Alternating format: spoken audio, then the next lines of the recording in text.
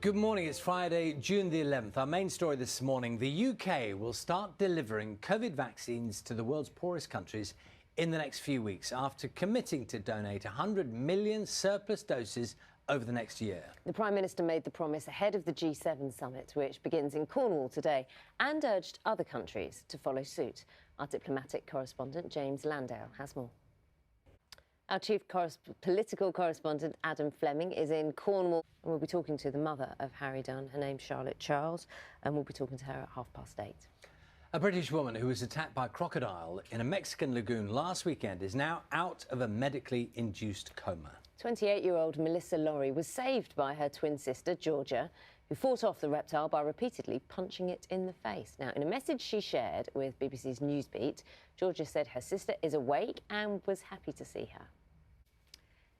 Coming up to 9 minutes past 7, the UK economy had a boost in April, according to figures out within just the last few minutes. Yeah, shops reopening helped consumer spending, but the continued recovery is going to depend on how quickly current relaxations ease off.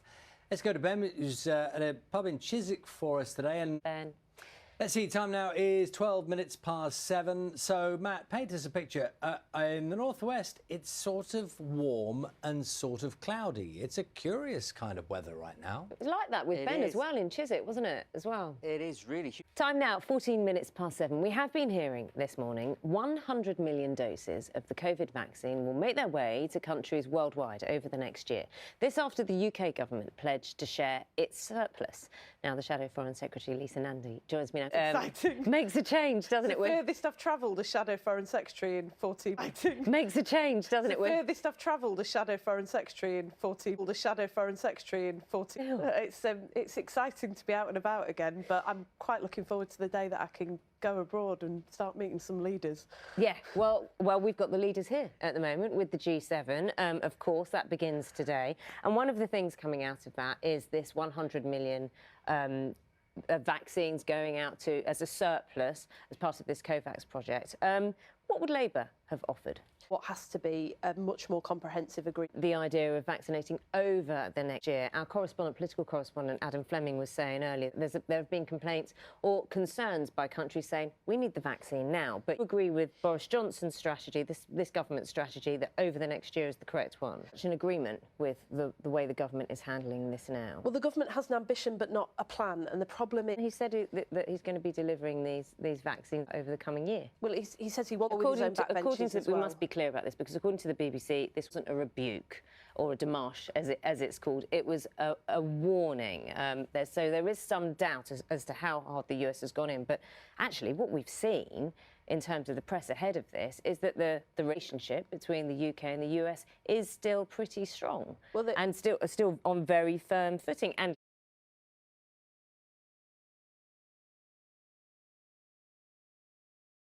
let's not forget, the President of the United States has chosen to visit the UK as his first foreign trip. The Good Friday Agreement. How do you think the Prime Minister has been threatening across the world. What's your answer to it? Because the Brexit Agreement is signed, sealed and delivered. Well, What's your answer to it? I think the first thing... Quick word, of course, on Wigan, your constituency as well. You say you haven't been out of it for 14 months. Pubs looking at the business, the hospitality business as well. Where are you when it comes to what would be happening? What would you want to see? Do you agree that actually caution and temperance is of the government? Many ministers have said we do not advise you to travel, although it's not the rules or the law. Lisa Nandy, thank you very much. Glad you could get out to Salford, at least, if not abroad. Thank you very much, Shadow Foreign Secretary.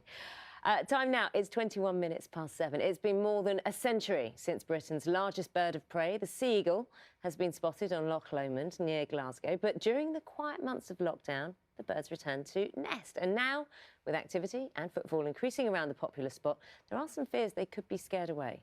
Our Scotland correspondent, Lorna. Let's see, 7:26. That means it's time to get the news, travel and the weather. Where you are, back in a moment.